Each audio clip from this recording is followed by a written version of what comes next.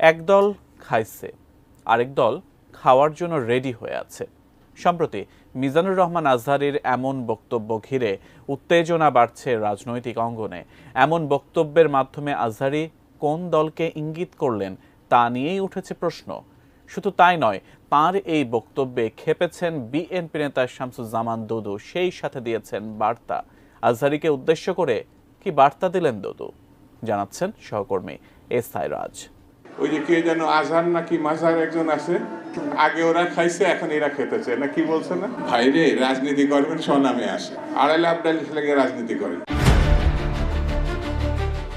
গত ৩ জানুয়ারি যশোরের একটি মাহফিলে যোগ দিয়ে দেশের জনপ্রিয় ইসলামী বক্তা ডক্টর মিজানুর রহমান আজহারী বলেন, স্বাধীনতার পর থেকে শুধু শাসকের হাত বদল হয়েছে, আমরা কিছু পাইনি।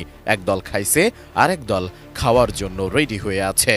স্বাধীনতার পর থেকে শুধু শাসকের হাত বদল হয়েছে, আমরা কিছু পাই নাই, ঠিক কিনা বলেন?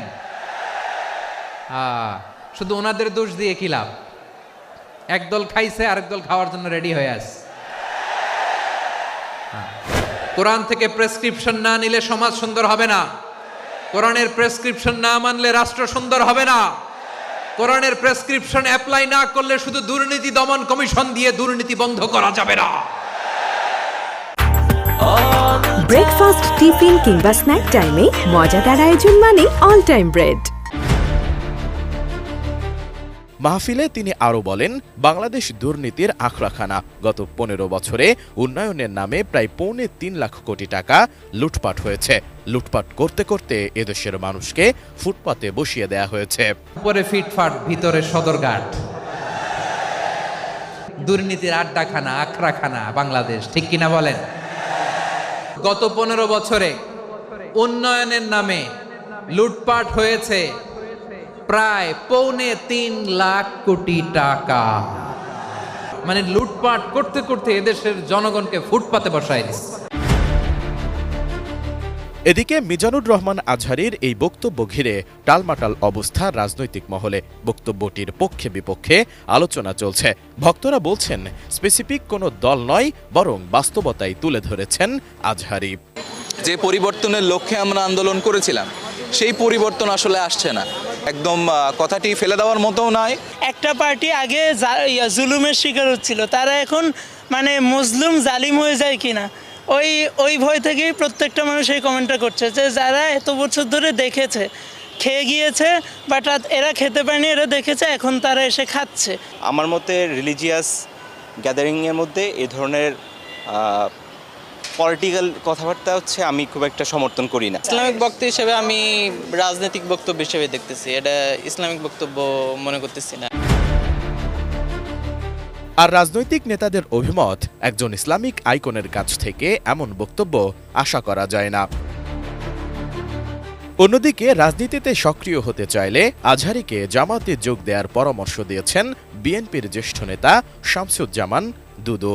তিনি বলেন, যদি রাজনীতি করতে চান স্বনামে করেন, প্রয়োজনে জামাতে যোগ দেন। ভাইরে রাজনীতি করবেন স্বনামে আসে, আড়াইলে আবডালি লেগে রাজনীতি করেন, জামাতে জয়েন করেন, আপত্তি নাই তো, অন্য একটা দলে জয়েন করেন।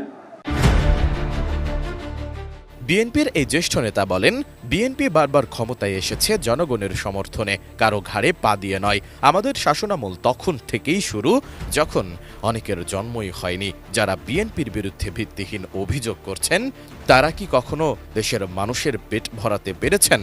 আমরা আন্দোলন সংগ্রামের মাধ্যমে জনগণের আস্থা অর্জন করেছি।